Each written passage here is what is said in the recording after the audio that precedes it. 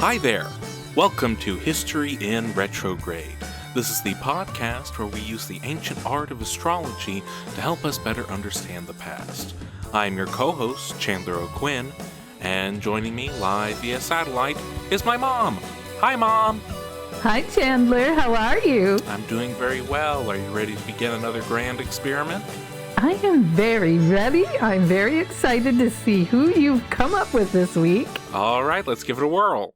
Okay, and also, once again, we want to thank all of our listeners for being so wonderful and so dedicated. I love it when I get messages and people send me something that says, Charlie Manson, ! And that makes me feel really good. Yes, at the time that we're recording this, that was the last one that was released, and that was a extra special treat. That was one of our first test episodes, and thought that everyone in the listening audience would enjoy listening to that. And yes, thank you all so much for all of your downloads, all the support, all the messages we get in. It is really great. This is a fun little experiment that we're doing, and knowing that it's being listened to by so many of our friends, and then so many people that we may not know personally, but they're our friends anyway, is really great. For those of you, if this is your first episode of History in Retrograde, welcome. I'll tell you a little bit of how we do things around here. In a moment, I will give my mother the astrological birth data of a random historical figure. Now, you, the listening audience, already know who this historical figure is. It is in the title of today's podcast. I, of course, know who it is because I selected this person, but Mom has no idea who this person could be. In a moment, I will give her the data necessary to create an astrological birth chart. That is the birth date, time, and location of our mystery history guest. She will then input that information into the BAT computer, and out will come the astrological birth chart, where all of the planets, moons, and stars were at the moment that person was born. She will then do her best to give us a blind reading of the chart, telling us what all of the placement of those stars meant for the personality traits, characteristics, fortunes of that person. I will then reveal to her who our mystery history guest is, give a little background about the person, and then we will analyze together how accurate the chart was at predicting who that person would be. So without any further ado, let us begin. Yes, let's go. This is a female. All right. Born on the 20th of May. Okay. 1768. Oh my. Do we have to do that thing that you do? No, we have not switched to the Gregorian calendar. This is, Okay. I believe, well within... it is within the Gregorian calendar. Okay. I was able to find a time on this one. Again, don't know how exactly accurate it is, but 3:45 a.m. Okay, that's exciting. All right, and where in the world? The United States, or what would be later become the United States. Okay, and what town? Greensboro, North Carolina.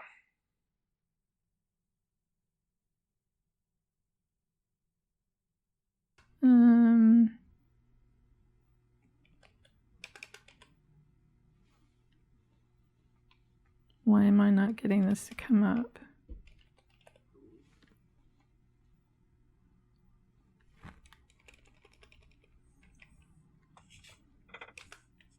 Here we go. Wow. This is a female born on May 20th, 1768. Hopefully born at 3:45 a.m. In what would later become the United States, Greensboro, North Carolina. All right. Well, as you can see, Chandler, this is another very interesting chart. Okay, so Interesting. Just kind of going over the high points and where everything is. Okay. Interesting. Very interesting. So on this chart, I'm going to start with the North Node. Okay. And this person has North Node in Capricorn at 13 degrees, conjunct exactly, do you see this? With Pluto. Yeah. In Capricorn. Okay. So, and it's in the 9th house. So first off, 9th house is ruled by Sagittarius, and Sagittarius is ruled by Jupiter.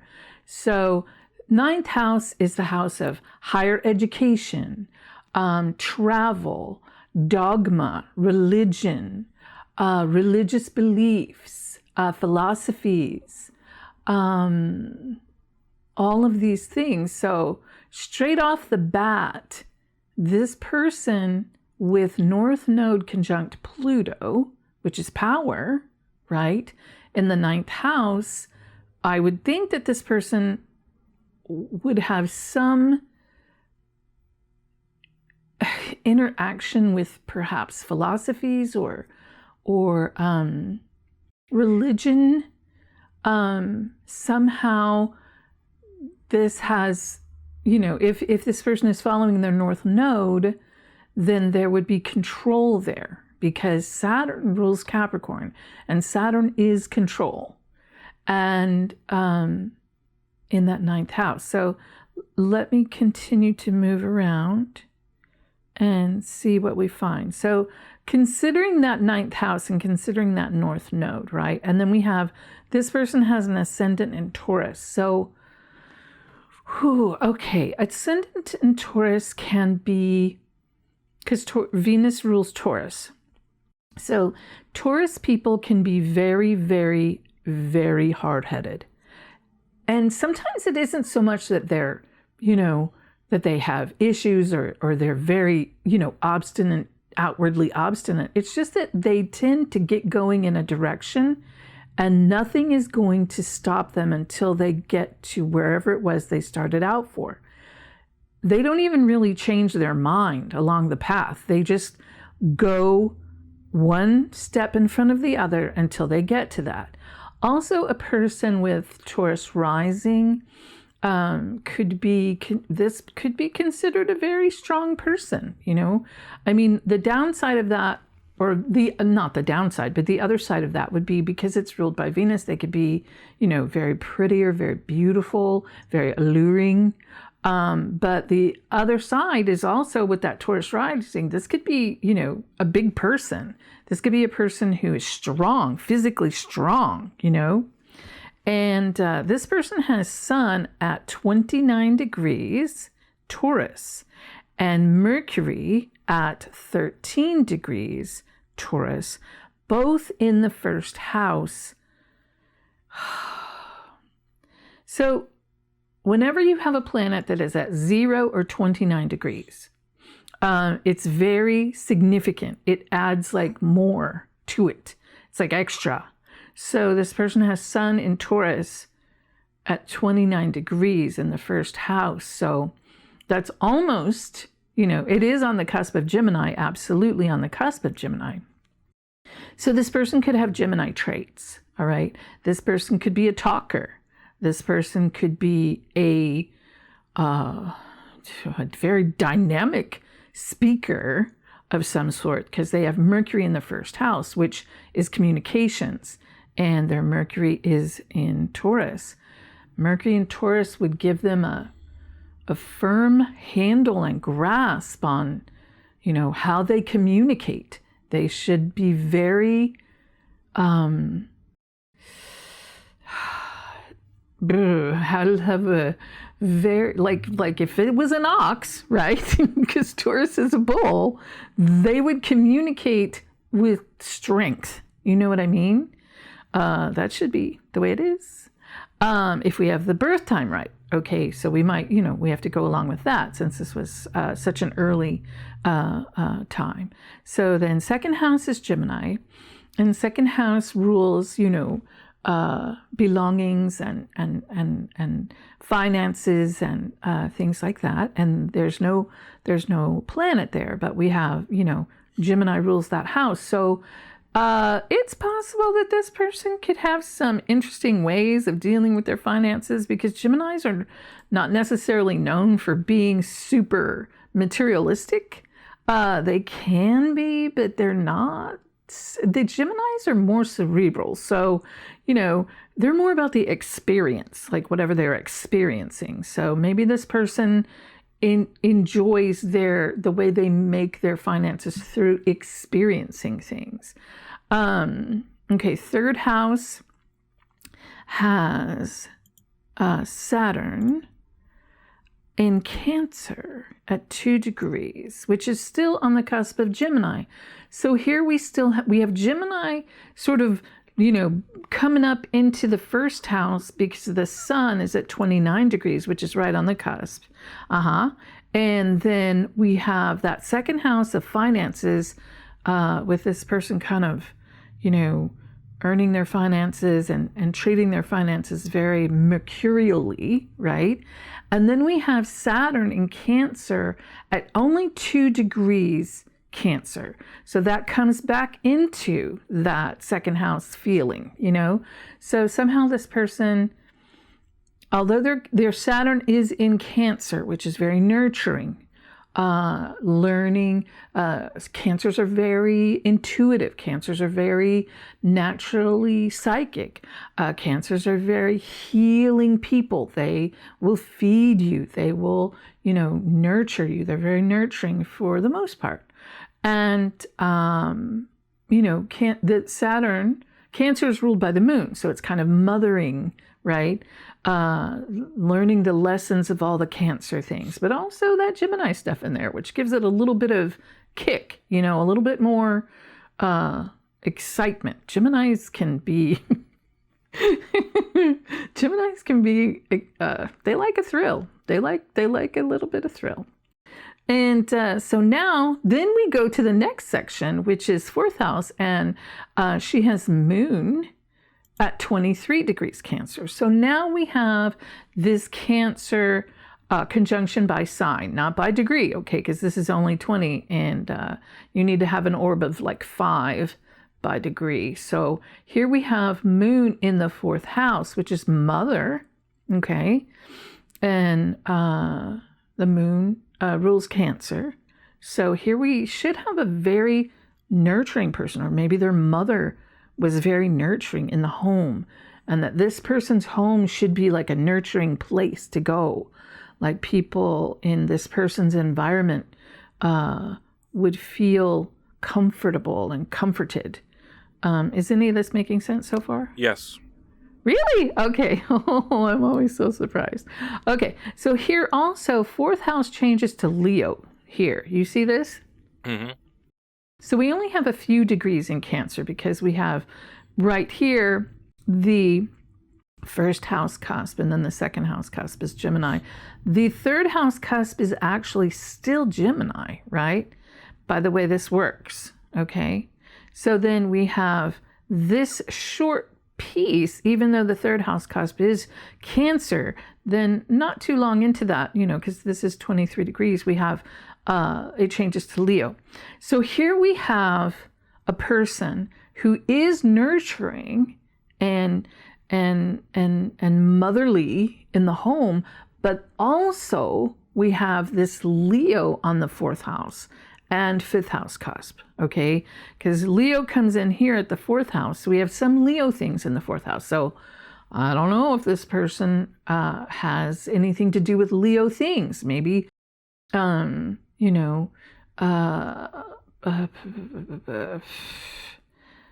could be with having children in the home, or taking care of children, or writing romance novels, or because Leo is also romance, and Leo is ruled by the sun, and So Leo things, leadership, somehow in What charge of her about home. nurturing leaders? Oh, yeah. I mean, because of this Leo, she could easily nurture leaders. Sure. She would be, and be like serious about it, like a leader in nurturing leaders kind of thing. You know what I mean? Mm-hmm. Then she has fifth house. Okay. Her fifth house is, what am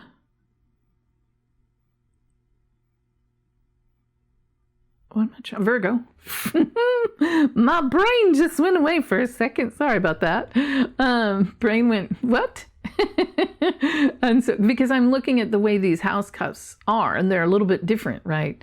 So, fifth house is, it starts in Leo, right? Because she's got Leo coming into the fourth and into the fifth. But here she has Neptune in the fifth house in Virgo. Say this at 4 degrees. Interesting, because this Neptune in Virgo trines her 4-degree Uranus in Taurus in the 12th house. And it also trines this Venus in the 12th house by degree.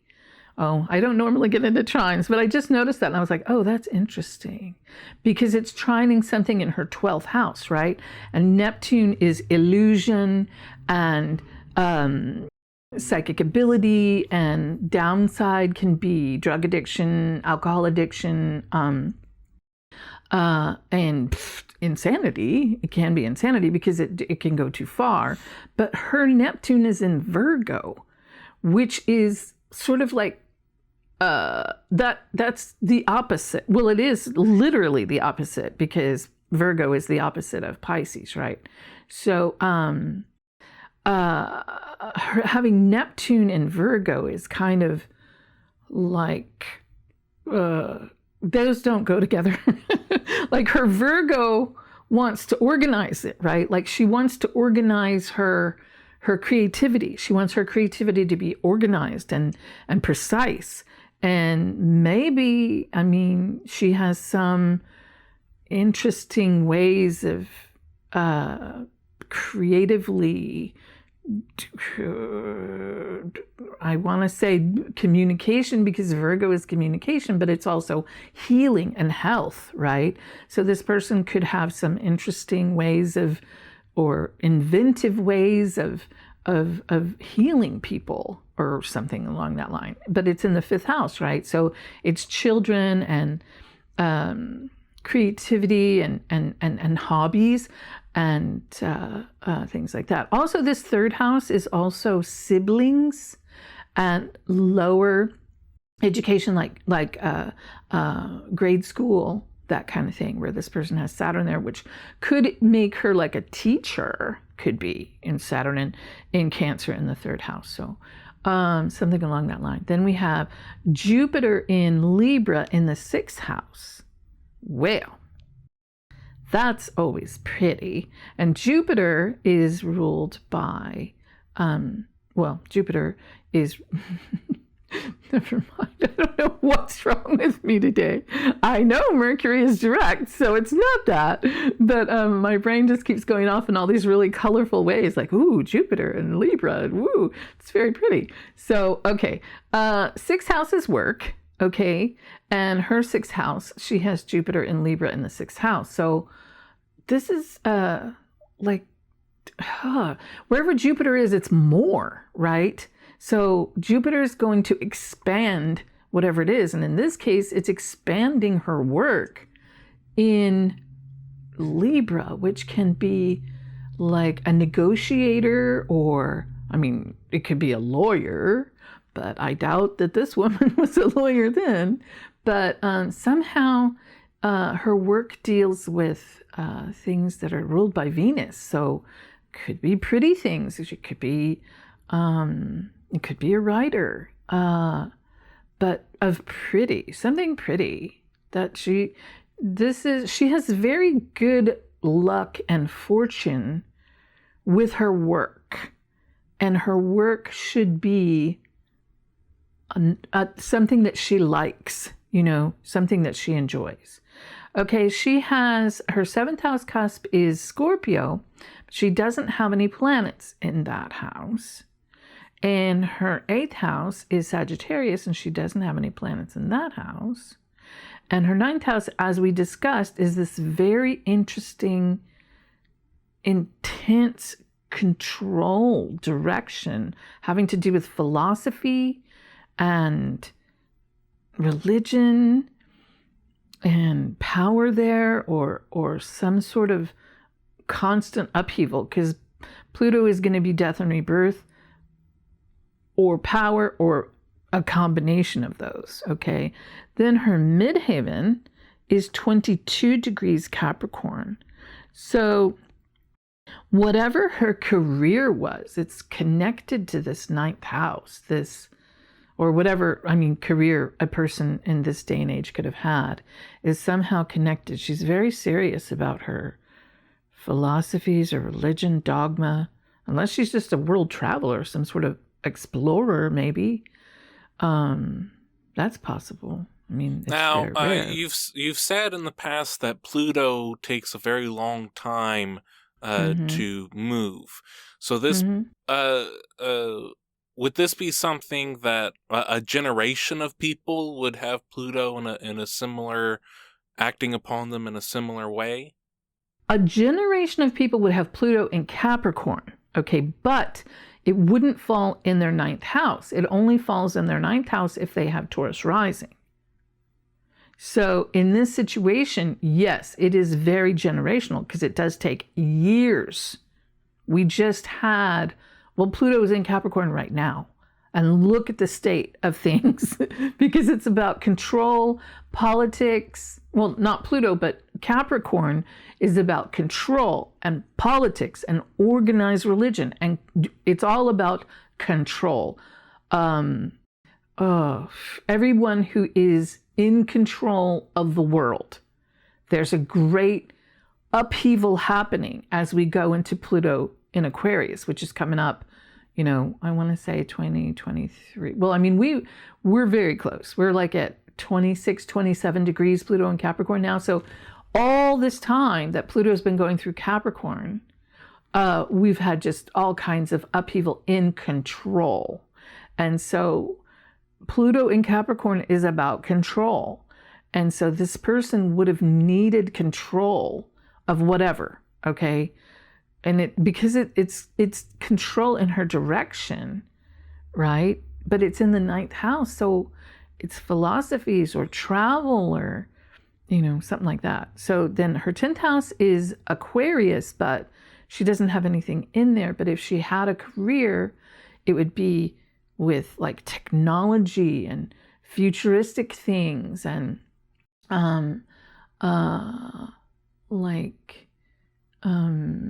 humanitarian issues, trying to, help people, the public at large.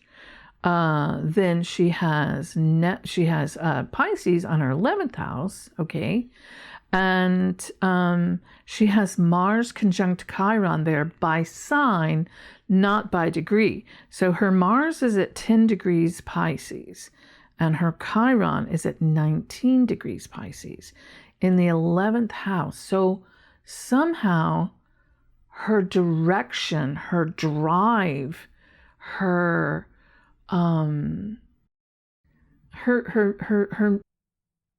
the part that goes and gets things, which is your Mars, and the way you display anger and the way you display meeting your goals is in Pisces, which is very creative and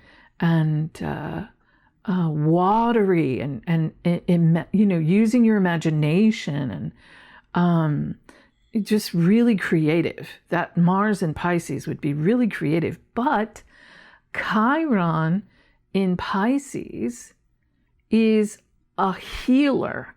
Now, I natally have Chiron in Pisces, okay? And it's in my 7th house. So I was researching this recently to find out, how does this work? Because it's a wounded healer. And if you know me, that makes a lot of sense in my 7th house. But in this situation, it's in her 11th house. So she's wanting to heal people, right? Groups of people. And it's part of her direction. But also wherever Chiron is where you're either super healing or you are awkward. So she could have some awkward issues with reaching her goals to help people. I don't know if any of this makes any sense. But now we get over to this 12th house, and we know 12th house is karma and past lives and subconscious and your, supernatural abilities as far as psychic abilities, things like that. And her 12th house is Aries, right? But she has Uranus conjunct Venus in Taurus by degree, because it's only 2 degrees apart. So Uranus at 4 degrees Taurus and Venus at 6 degrees Taurus. She has Sun, Mercury, Venus, and Uranus in Taurus. So all of these things that she has in Taurus, and then you add Uranus to that. And Uranus is ruled by, Uranus rules Aquarius. And that's all your technology and your futuristic things. But Uranus is also lightning, right? So it is highly possible that this woman's entire life was spent dealing with unexpected things happening to her, unexpected things happening to women in her life. And it's karmic. It is somehow paying back karma. Is any of this making any sense? Because I feel like I'm going way out there this time. I don't know. Yeah, a lot of this is making sense. Okay, so that is all the way through the chart. Do you have any questions?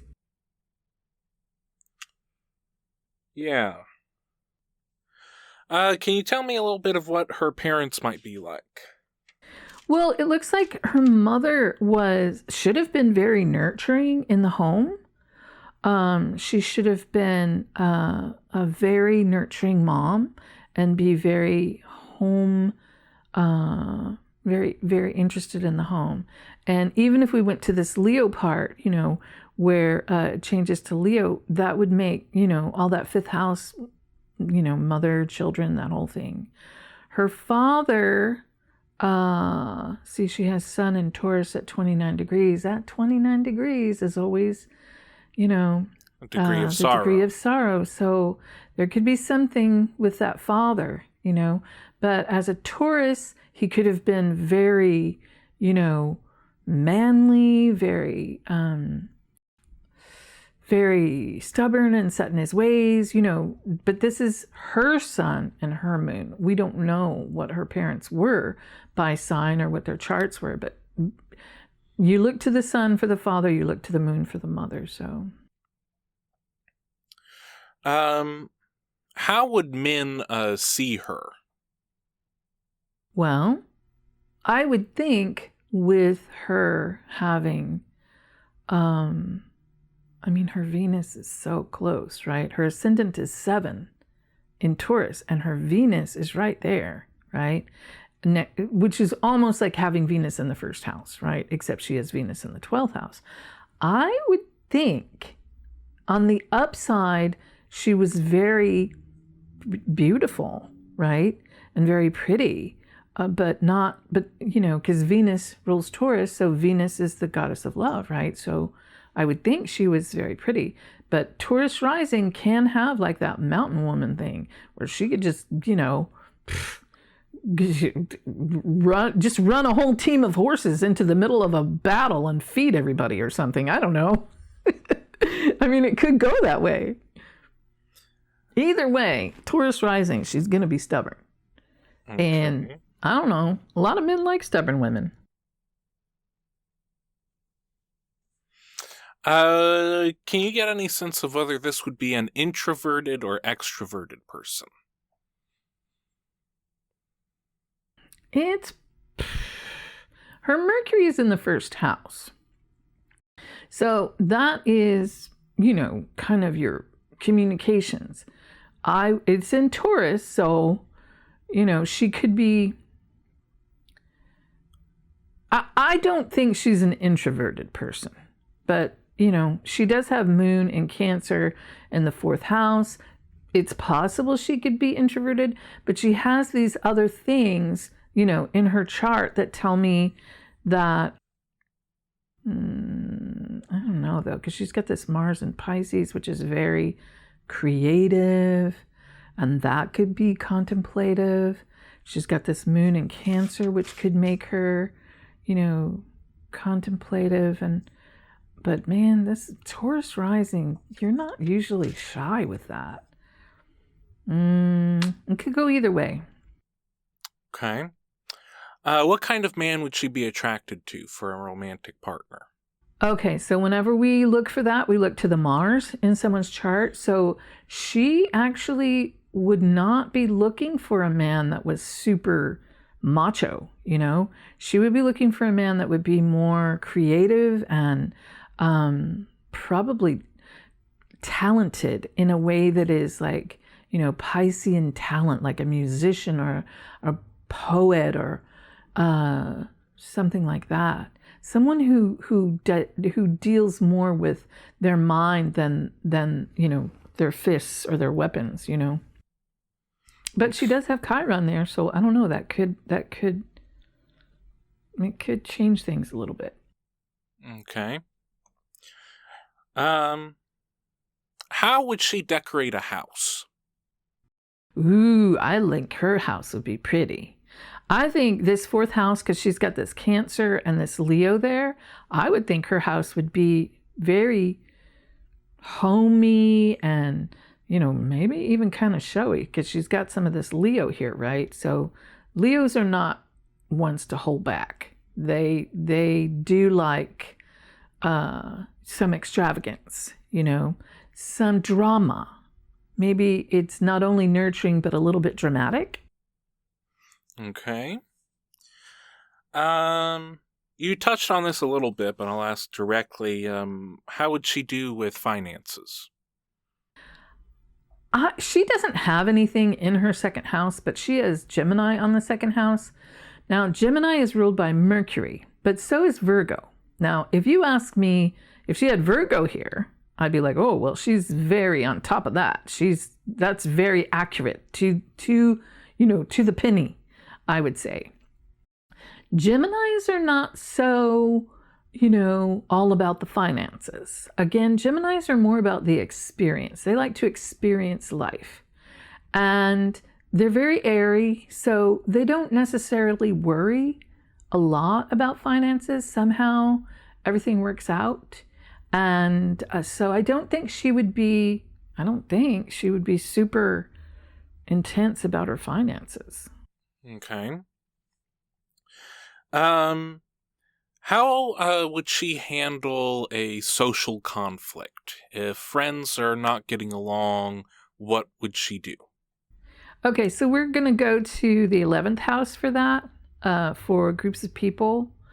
If it's individual friends, it would be the 7th house, but it sounds like you're talking about a group of people or a small group of people even. She should be very creative with that. Now, Pisces people can be really amazingly creative and psychic and all that, but they can have a temper, all right? So it is possible that she, with this Mars here, in a conflict, that she could somehow take control of the situation, right? Because she does have Mars there. So she could have the power to, step out and say, okay, this is what we're going to do, and lend direction to it. It's possible. Where would you find her at a party? At a party. I don't know. Part of me thinks she threw the party because she's got this Mars in Pisces there, right? In the 11th house. I think that, she's got this Leo on the 4th, and she's got a lot of things that say that she would be a creative, hostess. So I would think she would be in the middle of the party. Okay. And what kind of clothes do you think she would wear? Well, Taurus is ruled by Venus. But, like I said, she could either be really pretty and really feminine, right? Because Taurus and Libra are both ruled by Venus. But Taurus, as opposed to Libra, if she had Libra rising, I would be like, oh my gosh, she's wearing ribbons and ruffles and pastels. She's very pretty, which could also work for Taurus, only maybe a little deeper colors. Maybe not so much the pastels, but maybe deeper colors. But in this situation, this woman with Taurus rising could very well be wearing buckskins. She could be either one because it's Taurus rising. She could come across very strong-minded, very strong-willed, Mm. And she's got all these planets in Taurus, man. It's like, but she's got that Uranus there that makes everything go bonkers every once in a while. Is there anything else about this chart that you haven't talked about already? I'm very interested in this woman. I think, she's got this North Node in Pluto and trining all this Taurus by sign, right? And then she's got this Neptune in Virgo, trining all that, okay? She has some really interesting aspects. I think she's super cool. I hope I'm not wrong, but I think she's cool. I think she's somebody I would like to know. Mm-hmm. Yeah, I think so too. So I think we are ready for our summary of our findings.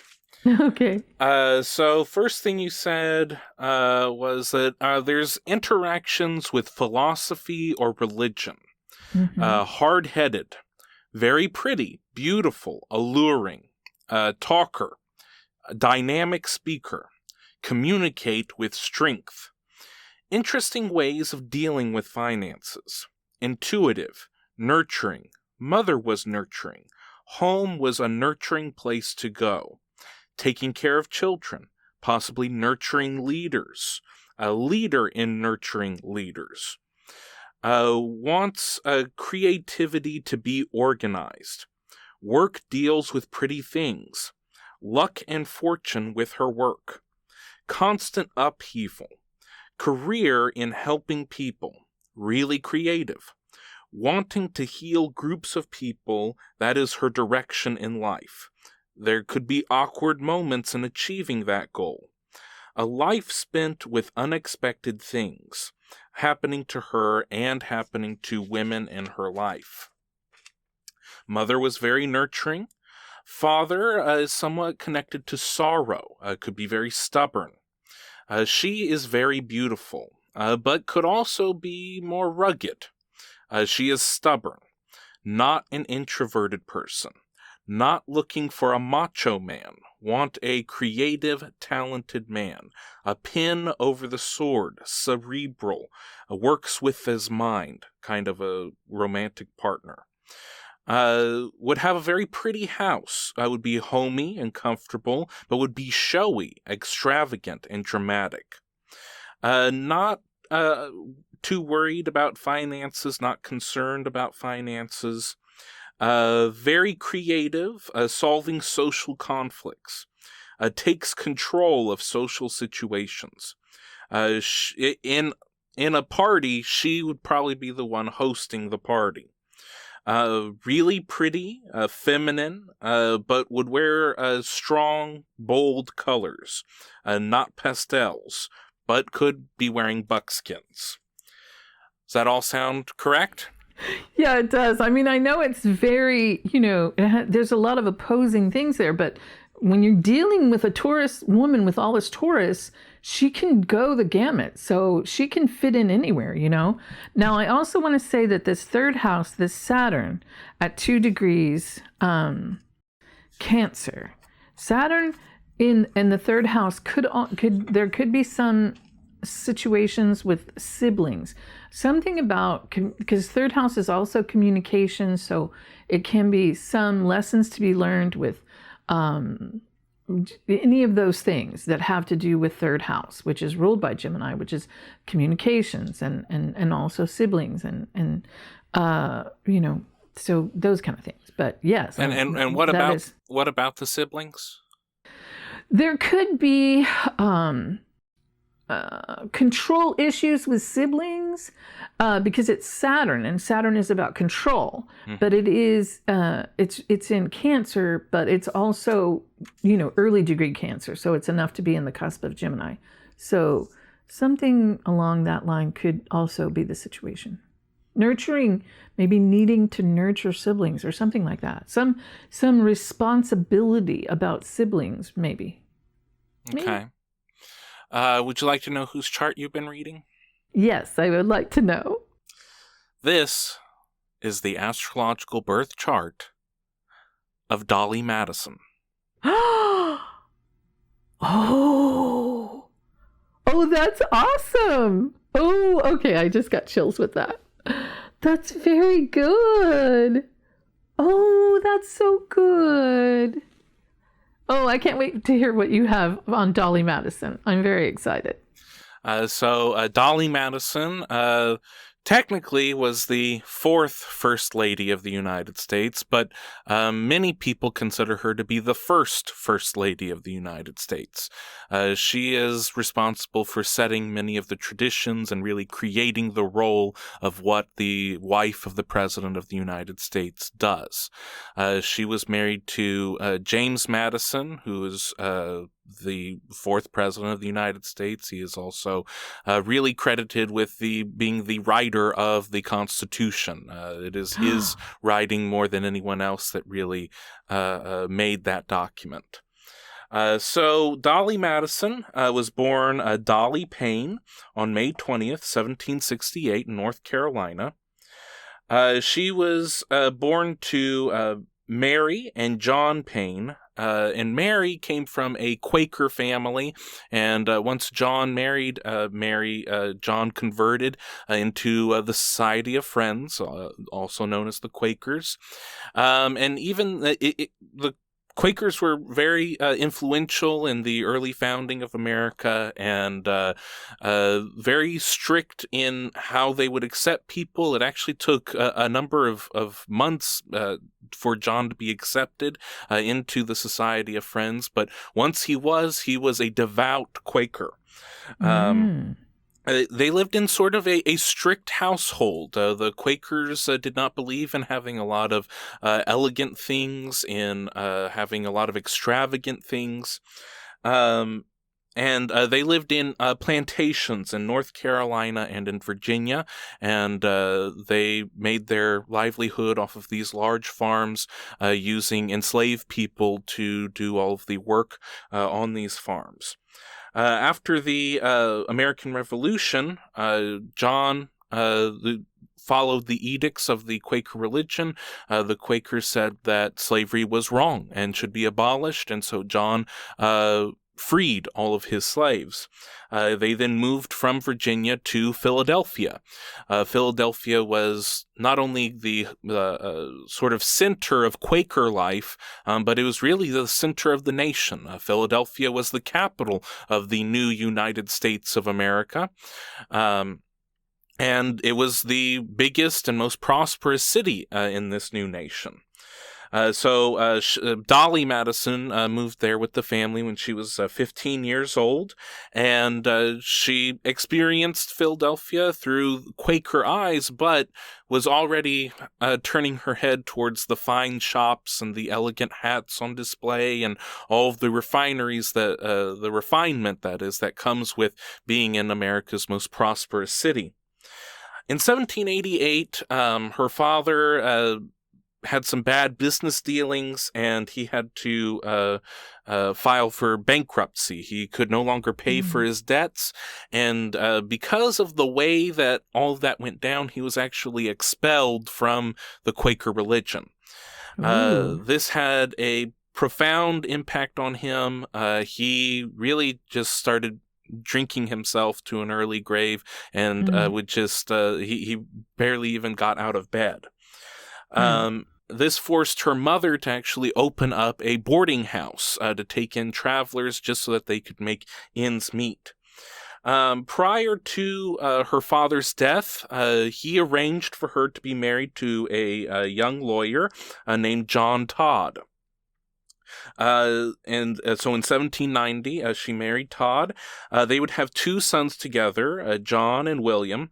But tragedy would also strike this home. In 1793, there was a horrible yellow fever epidemic that ravaged Philadelphia. Over 5,000 people died in less than 4 months from yellow fever. The disease first affected Todd's mother and father. They passed away. Then Todd contracted yellow fever, and their infant son William contracted yellow fever, and they both passed away. Following the passing of her husband, Dolley had to actually fight in the courts to receive what was in Todd's will for her. Todd's brother tried to get all of the funds for himself and tried to take the child as well. And so she fought into the courts to have custody of her child, John, and to have the money which was appropriate to her in the will. By this time, she was in her early 20s. She was a widow, and she became one of the most eligible bachelorettes in Philadelphia. Wow. She was known as one of the premier beauties. One of her suitors said that because of her fair complexion, her rosy cheeks, her striking black hair, that she could raise the mercury in the thermometer of the heart to a fever pitch. Oh my! Every day when she would leave her home, there would be several gentlemen waiting outside, waving to her, wishing to court her. This was such a problem with all of her Quaker friends that they would actually tell her to, you need to cover your face so that these gentlemen do not see you. One of these gentlemen who was very taken with this lovely young woman was James Madison. James Madison, by this time, had already written the Constitution of the United States. He was one of the most respected lawyers and writers of the Founding Fathers, but he was known as a short man. Some people actually called him an anchovy of a man. Oh no! He was very short. He was very serious. He was very intellectual, bookish. He was introverted. He always wore black. People compared him to a schoolmaster. He was 43 years old and she was 25, and he saw this ravishing young woman and was instantly captivated. This is one of the great mysteries of U.S. history, is how this shy, bookish man, this short man who was not very masculine, was able to win the heart of this ravishing young lady. But he was. Well, yeah, because she had Mars in Pisces. He had their mutual acquaintance, Aaron Burr, facilitate a meeting, and he was instantly smitten with her. At this time, the way that courting worked, you didn't necessarily say everything that you wanted to the one that you loved. So Madison would work through back channels. He would work through family members and cousins. One of the letters that was written to Dolley says that this was a cousin, and James Madison had gone to the cousin and told her how he truly felt about Dolley. And the cousin wrote to Dolley saying, he thinks about you so much during the day that he has lost all of his time. At night, he dreams of you and starts in his sleep, calling on you to relieve his flame before he is consumed by the fire. Oh, my. So the feeling was mutual, and it only took 4 months, and then they were married in her sister's house in Virginia in 1794. So at this time, James Madison was a member of the House of Representatives, but in the next election, John Adams and the Federalists would come into power. James Madison was with the Democratic Republicans, was aligned with Jefferson. They were out of power, so they went back to the plantation in Virginia, Montpelier. And this was, again, a plantation where James Madison he exclusively used enslaved people to work all of the crops and do all of the serving on this plantation. They lived there for a few years, but Thomas Jefferson would be elected president and would be inaugurated in 1801, and Jefferson would ask his friend and confidant James Madison to serve as his Secretary of State. Jefferson was the first president to spend his entire term in the newly created town of Washington, D.C. I say it's a town, but really it was a dirty swamp with a couple of buildings around it. It was not a very lovely place. All of the foreign dignitaries were appalled that they would have to go to this dirty, mosquito-ridden swamp to conduct their business. And Thomas Jefferson sort of liked that. He liked that he had to make these dignitaries and these stuffy people come to this dirty little swamp town. But Dolley Madison saw a vision for this town and how this town could work and how to bring elegance to this newly created town of Washington. Earlier, as I said just a few moments ago, Jefferson, he was what some may consider radically Democratic Republican. He was very upset at the way that John Adams and George Washington even had treated the presidency.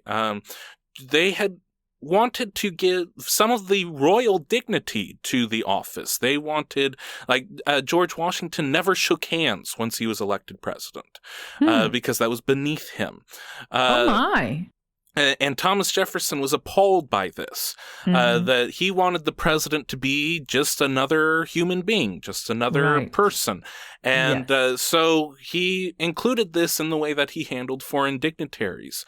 One of the first foreign dignitaries to visit the new president was a man named Anthony Merry, and he was from England. He was one of the English ambassadors.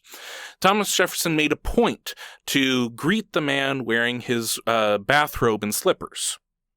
Oh, okay. To show this is how we do things in America. We're not about all of the extravagancies of England. We've left that old world behind. We're a much simpler people. Later that day, or night, they were having a state dinner, and Thomas Jefferson, it is the protocol of a state dinner that the president leads the wife of the dignitary into the dining room. Thomas Jefferson did not. He instead led Dolley Madison into the dining room. Interesting. And no one, in fact, led Mrs. Mary into the dining room, and so her husband had to lead her into the dining room to take whatever seats were available. Oh my. This was quite an insult and caused an international incident. The English wrote to all of the rest of the continental powers. The Spanish were backing up the English at how awful this was, that Thomas Jefferson had treated the wife of a dignitary this way. it caused quite a stir, and it was left to Dolley Madison to actually ease everything. She was the one who went to Mrs. Mary and started calling on her and started wooing her and started easing the tensions that there were. And this is something that she did frequently throughout her husband's career, is going to the wives and organizing things with the wives, talking with them, and getting the wives to then talk to the husbands to then get everything situated. So this wasn't just the problem with foreign dignitaries, the actual business of government in Washington. It was a very violent time. If you did not like what a senator of the opposing party said, then you might beat them on the floor of the Senate with your cane. Or you might challenge them to a duel and shoot them and kill them. Oh my. So this got in the way of actually getting bills passed and actually getting the business of government afoot. And it is really to Dolley Madison's credit that she was the one who saw Washington as a place where we can be a little bit more civil, where people who disagree with each other can still dine with each other at the end of the night. We don't have to be so separated by our political differences. We can actually talk to each other as human beings and leave politics at the door. She's really the one who created this aura of civility, and she did so with, she was often picked as the hostess for Thomas Jefferson's gatherings because Thomas Jefferson's wife had passed away. And then she's really the one who got James Madison elected president. There wasn't, it wasn't necessarily for sure that James Madison would be the successor in the Democratic-Republican Party, but she was the one who went to all the wives and went to all of the Federalist wives and went to even the people who disagreed with James Madison and got the support for him to be nominated and then elected the fourth president of the United States in 1808. James Madison's opponent, Thomas Pinckney, said that I might have had a chance if I was just running against Mr. Madison, but I was running against Mr. and Mrs. Madison. So she saw the White House as this place where everyone could break bread and actually talk to each other and be civil with each other. People who had said bad things about the president, and they said very bad things. These people think that because things happened 300 years ago that they didn't say horrible things, but it's much worse than could ever be on Twitter today. They called each other whoremongers and hermaphrodites and just the worst of the worst things. And those people who would say those things, she would invite to the White House and usher them to a dark corner of the room where her husband, who hated parties, would be in the very corner of the room and introduce them to her husband. And after actually meeting each other and talking to each other, they didn't say such bad things about each other anymore.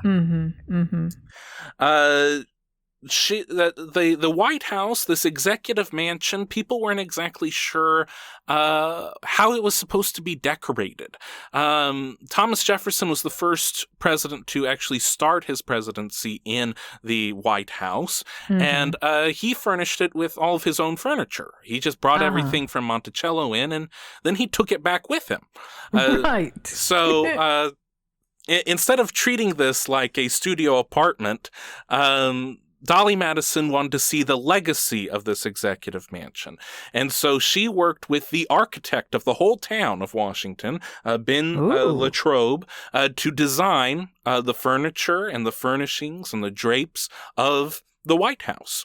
And she knew that it was a careful balance. Again, not wanting to be European, not wanting to be aristocratic, but not wanting to be too simple either.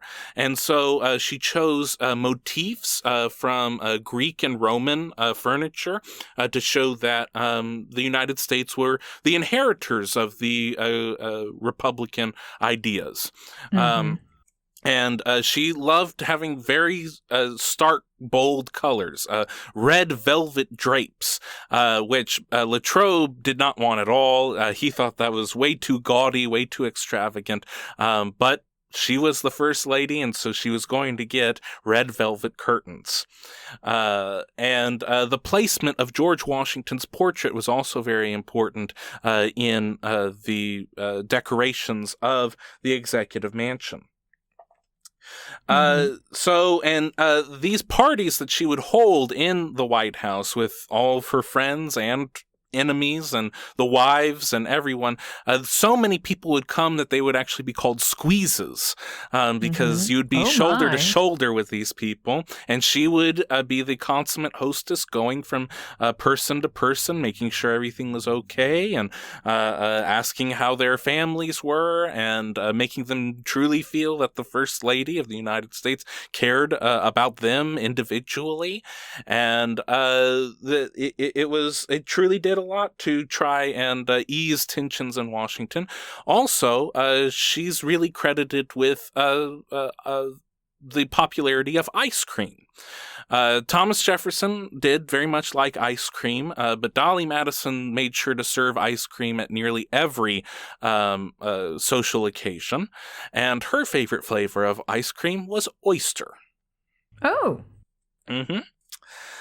So because of all of her working the back channels of diplomacy, James Madison was elected to a second term in 1812.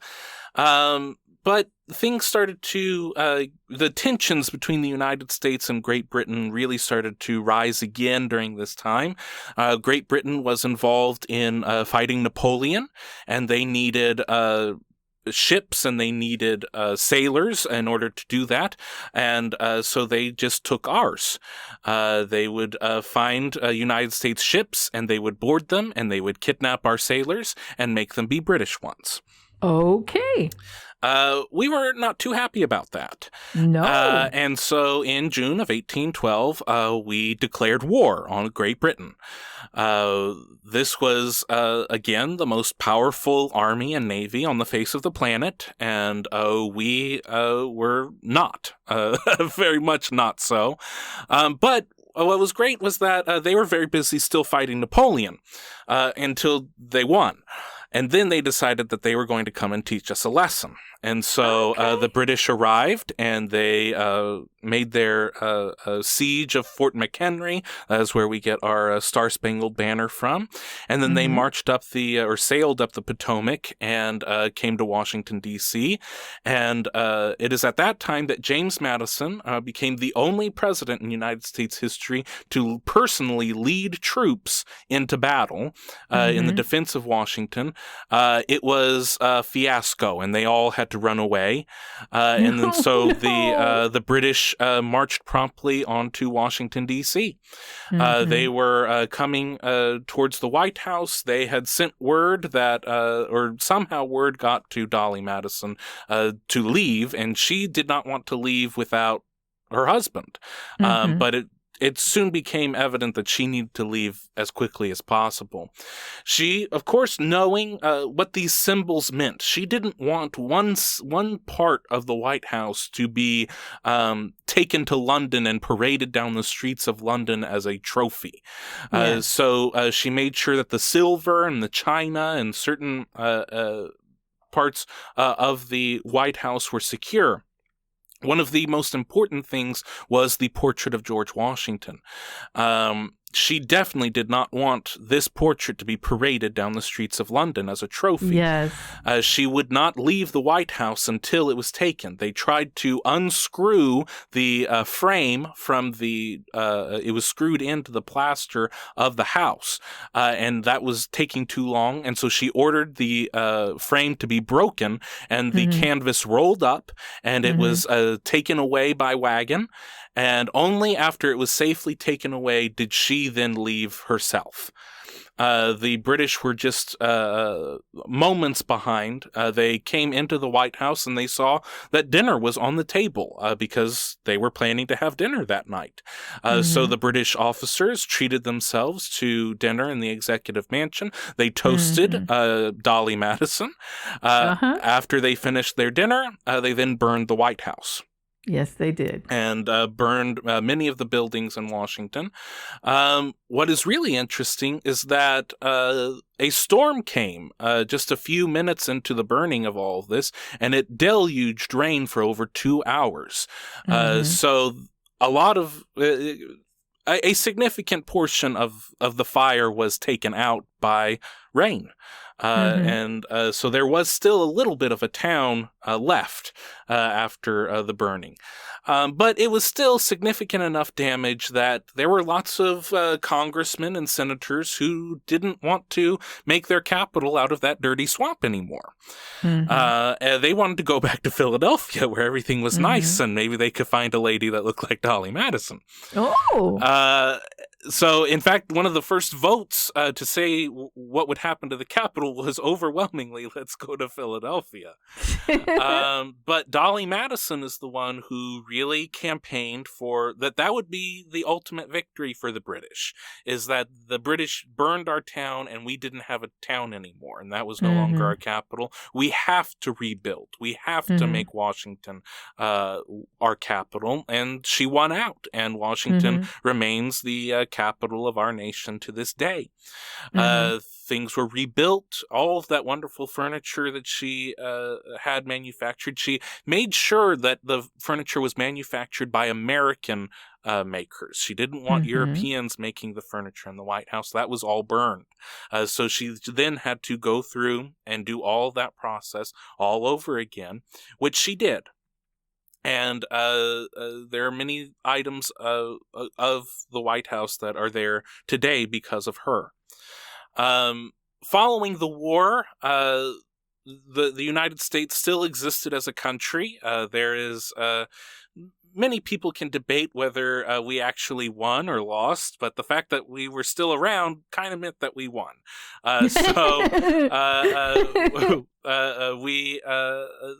This enters our what is called the era of good feelings, and so there wasn't a lot of political strife. In fact, not that many people claimed to be Federalists anymore. Everyone was of the same political party, which was James Madison's party, and a lot of that era of good feelings, I would maybe even say all of it, has to do with Dolley Madison and the way that she got the leaders to actually talk to each other and socialize with each other and treat each other like human beings. After the second term, James Madison followed the precedent and did not seek another term, went back to Montpelier.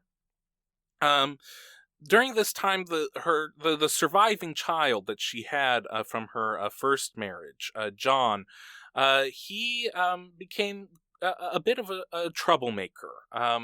He didn't have a lot of guidance growing up, and he didn't really like schooling, and he liked gambling and women much more.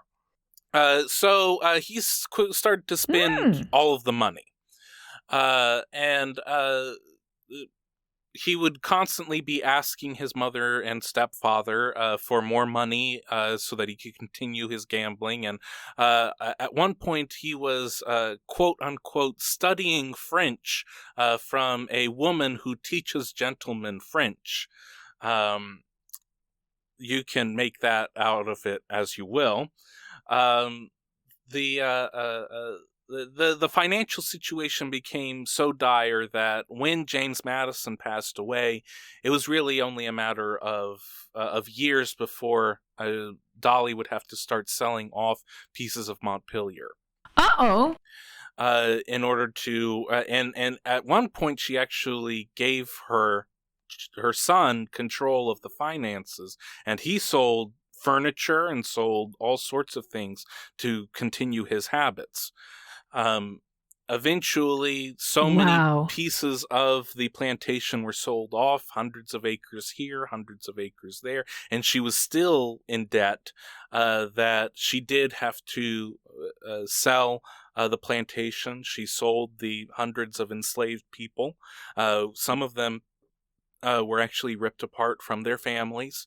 There was one enslaved man, Paul Jennings, who was instrumental in making sure that she was safe during the British invasion in 1814. She wanted to give him his freedom, had promised it to him, but was in a financial situation where she no longer wanted to give him his freedom. So he was then sold to another man for $200. This is very sad. It's very sad all the way around. Eventually, Jennings managed to purchase his own freedom, and even though he had been promised his freedom and then that was taken away from Dolley Madison, he went back to see her and found her in a state of such abject poverty that this man, who used to be her slave, would feel it necessary to bring food and things to her to take care of her in her old age. But the last leg of her life was still yet to come. From this state of poverty, she was able to, and friends were able to get the government to pay money to her for James Madison's papers so that they could be housed in the Library of Congress. And then she moved back to Washington. After 20 years of being away, she sort of picked up where she left off and was an organizer of social events once again. She was one of the great citizens of Washington. She was a connection to the Founding Fathers. She had tea with Mr. and Mrs. Washington, and this is now, we're 2 or 3 generations removed from the actual founding. We're now in the 1840s, and she became just as well known in Washington as she was when she was First Lady. She is the first and only woman to have been given an honorary seat in Congress. Seeing her importance and seeing the legacy that she was a living embodiment of was so much to the congressmen and senators and important people in the government in Washington that so many people wanted to make sure that she knew how important she was. She's also she's the first lady to have a photograph taken of her. She was photographed at least 4 different times. She attended the inauguration of James Polk in 1845. She was truly loved by the people of Washington, D.C., and then she did end up passing away in 1849. And when she did, the entire town of Washington shut down during her funeral. All of the businesses stopped. Nothing was going on in the halls of Congress. The whole town was draped in black in memory of this truly remarkable woman who did more for that town and for our country than many people may know of. I sometimes struggle, or it takes me a while to figure out, who are the right people to do for this podcast. And, it is, when you talk about first ladies, are they only memorable because they are the wives of someone great?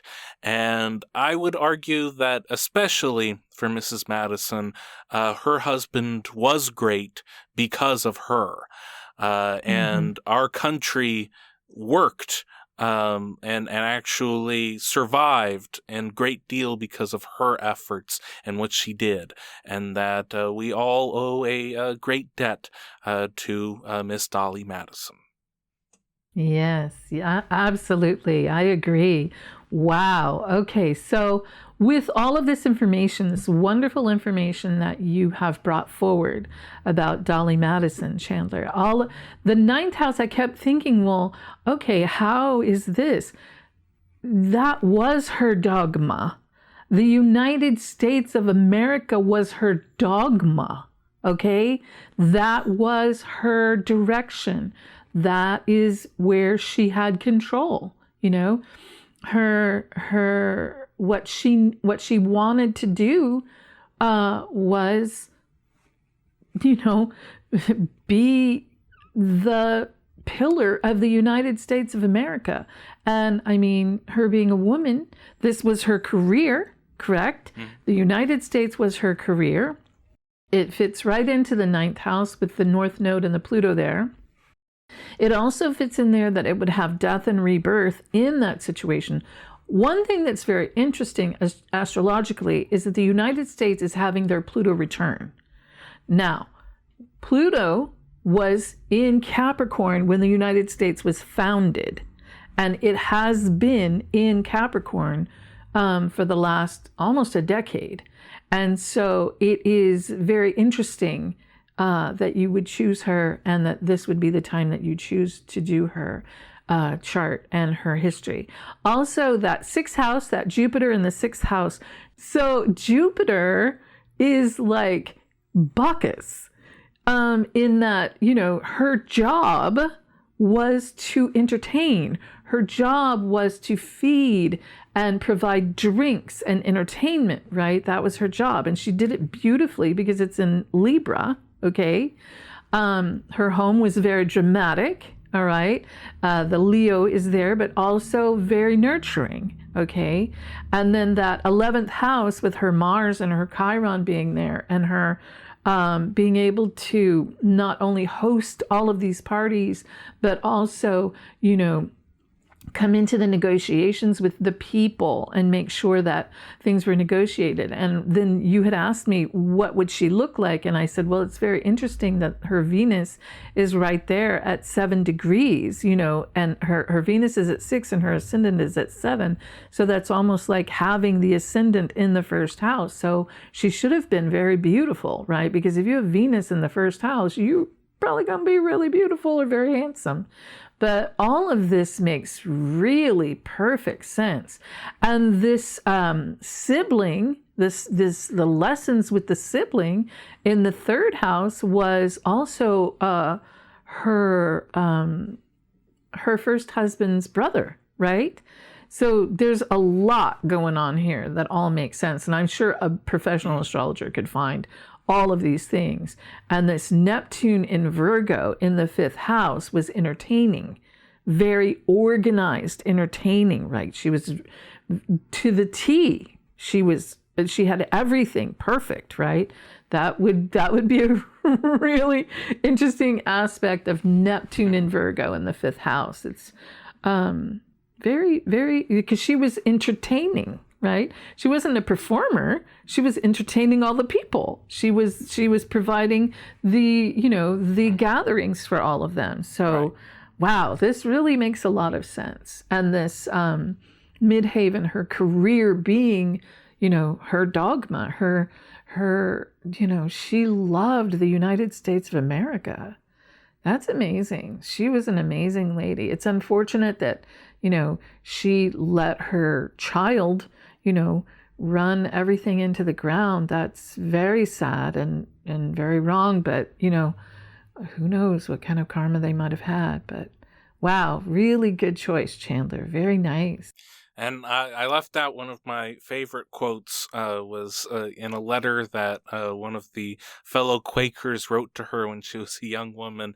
And with the letter, she sent extra handkerchiefs so that she could cover up the bosom that she is showing off a little bit too much to all the other gentlemen.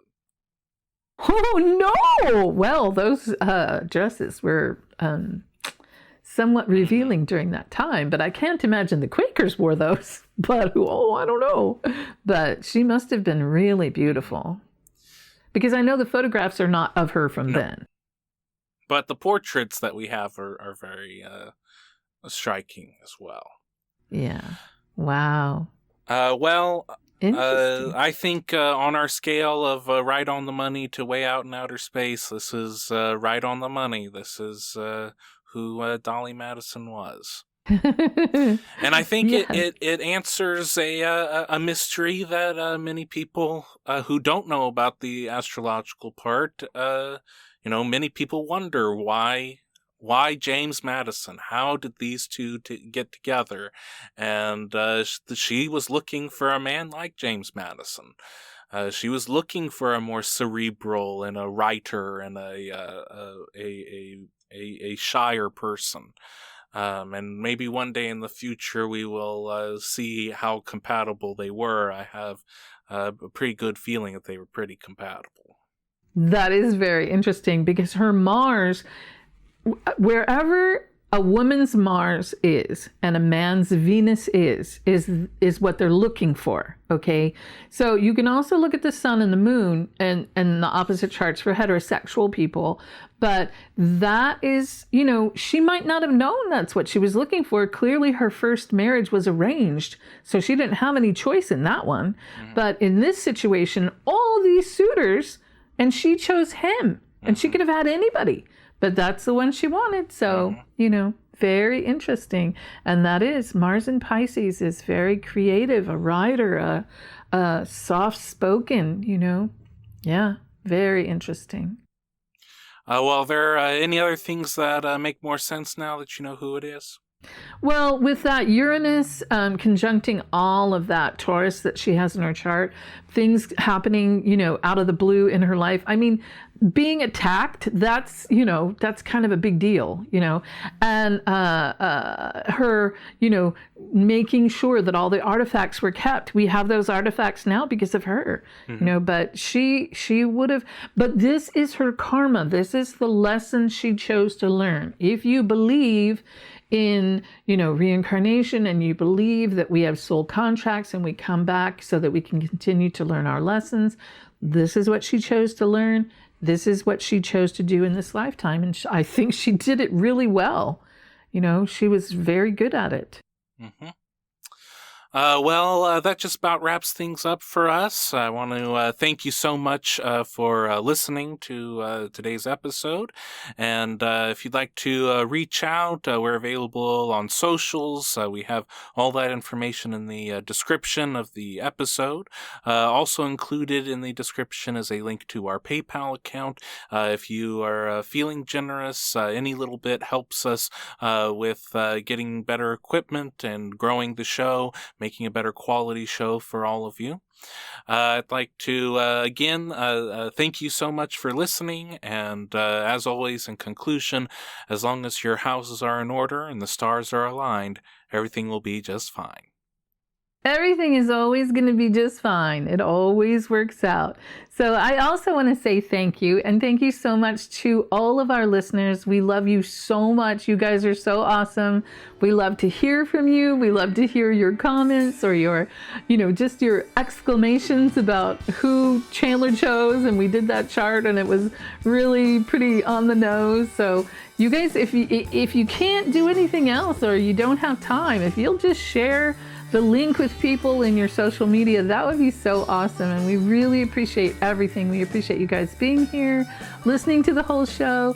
We just think you guys are awesome. You've been with us since the beginning. So, and if you're a new listener, we love you too. Please stay with us and let us know what you think about the show. Yes, thank you so very much. Bye-bye. Bye.